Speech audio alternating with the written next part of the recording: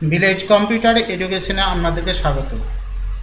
আজকে আমরা দেখব Microsoft Excel 2013 rand between formula.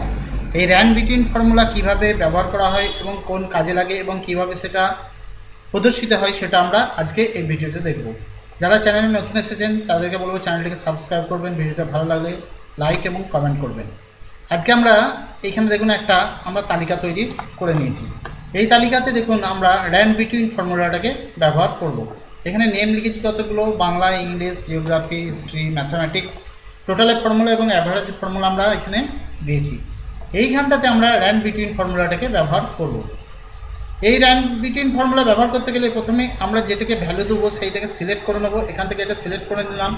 Select করার পর আমরা সমান চিহ্ন দেবো। সমান দেওয়ার পর র্যান্ড বিটুইন ফর্মুলা এখানে ব্যবহার করলাম। এরপরে ছাত্রছাত্রীদের কত থেকে কত পর্যন্ত নাম্বার ওর মধ্যে রাখবো, আমরা 20 থেকে রাখবো 99 পর্যন্ত।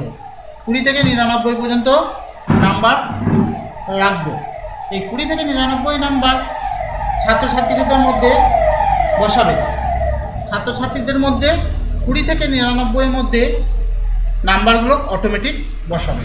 সেই জন্য র্যান্ড বিটুইন ফর্মুলা এখানে ব্যবহার করা হয়েছে। এবারে যদি আমি এন্টার দিই, দেখুন কম্পিউটার অটোমেটিক র্যান্ড বিটুইন ফর্মুলার মাধ্যমে এক্সেলে 90 নাম্বার দিয়েছে। এরপর যদি আমি নিচে দিয়ে নাম্বারটা চাই তাহলে আমাকে কন্ট্রোল ডি অর্থাৎ ফিল ডাউন আমাকে নাম্বারটা অটোমেটিক দেখুন দিয়ে দিল। এরপর যদি আমরা ডান দিকে চাই অর্থাৎ ফিল রাইট করতে চাই, কন্ট্রোল আর দাবালে ডান দিকের ফর্মুলাটা পুরোটা দিয়ে দিল। এটা গেল ফিল। এরপরে দেখুন এখানে আমি ক্লিক করলাম। ক্লিক করার পর যদি আমি এই নাম্বারটাকে পরিবর্তন করি, 56 লিখতে চাই, দেখুন প্রত্যেকটি ভ্যালু এখানে চেঞ্জ হয়ে যাচ্ছে, প্রত্যেকটি নাম্বার এখানে চেঞ্জ হয়ে গেছে।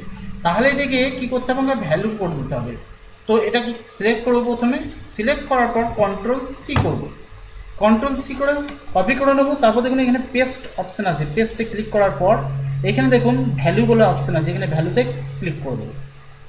ভ্যালুতে ক্লিক করার পর দেখুন কি হলো, আমি যে কোনো নাম্বার এবার যদি পরিবর্তন করছে তাই 33 থেকে আমি 35 করলাম, দেখুন শুধু এটাই চেঞ্জ হলো, আর কোনো কিছু পরিবর্তন হলো না। অর্থাৎ র্যান্ডম বিটুইন ফর্মুলা ব্যবহার করে আমরা যে কোনো ডেটাকে ফিল করতে পারি এবং সেটাকে ভ্যালুতে কনভার্ট করতে হবে। তাহলে কিভাবে করলাম আরেকবার দেখা যাক। প্রথমে দেখুন আমরা এখানে লিখলাম কি, এখানে আমরা লিখলাম টোটাল ফর্মুলা দিয়ে দিয়েছি, অ্যাভারেজের ফর্মুলা দিয়ে দিয়েছি। তারপর এই নাম্বারগুলো বসানোর জন্য আমরা এটাকে সিলেক্ট করে নিলাম, এই সমান দিলাম।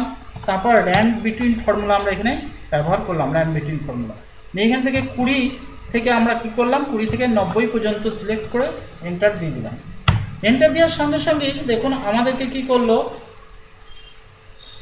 এক্সেলে র্যান্ড বিটুইন ফর্মুলার জন্য আমাকে এখানে 66 নাম্বার বসিয়ে দিল অটো। এরপর যদি ডাউন করি, ফিল ডাউন, কন্ট্রোল ডি দাবালে ওপর থেকে নিচে দেখুন আমাদেরকে নাম্বার দিয়ে দিল। এরপর ডান দিকে যদি আমরা এই ঘরগুলো ফিল করতে যাই, কন্ট্রোল আর অর্থাৎ ফিল্ড রাইট করে দিলেই আমাদের এখানে প্রত্যেকটি ফিল্ড ভর্তি হয়ে যাবে। এরপর যদি আমরা যে কোনো নাম্বার এটাকে পরিবর্তন করতে চাই, দেখুন প্রত্যেকটি নাম্বার পরিবর্তন হয়ে যাচ্ছে। এটাকে যদি ভ্যালুতে পরিবর্তন করতে হয় কী করতে হবে, প্রথমে এটাকে সিলেক্ট করে নিতে হবে। সিলেক্ট করার পর কন্ট্রোল সি করে কপি করে নিতে হবে। কপি করার পর আমরা পেস্টে ক্লিক করব। পেস্টে ক্লিক করার পর দেখুন এখানে ভ্যালু আছে, ভ্যালুতে ক্লিক করব। ভ্যালুতে ক্লিক করার সঙ্গে সঙ্গে কী হলো, এখান থেকে আমরা যে কোনো নাম্বার যদি পরিবর্তন করি শুধু এটাই পরিবর্তন হবে, অন্য কোনো ডেটা আমার পরিবর্তন হবে না। এইভাবে র্যান্ড বিটুইন ফর্মুলা আমরা ব্যবহার করে বিভিন্ন কাজ সম্পন্ন করতে পারি। ভিডিওটা যদি ভালো লাগে অবশ্যই লাইক করবেন, কমেন্ট করবেন, শেয়ার করবেন। আর চ্যানেলে যারা নতুন এসেছেন চ্যানেলটিকে অবশ্যই সাবস্ক্রাইব করবেন। ভিডিওটা দেখার জন্য আপনাকে অনেক অনেক ধন্যবাদ।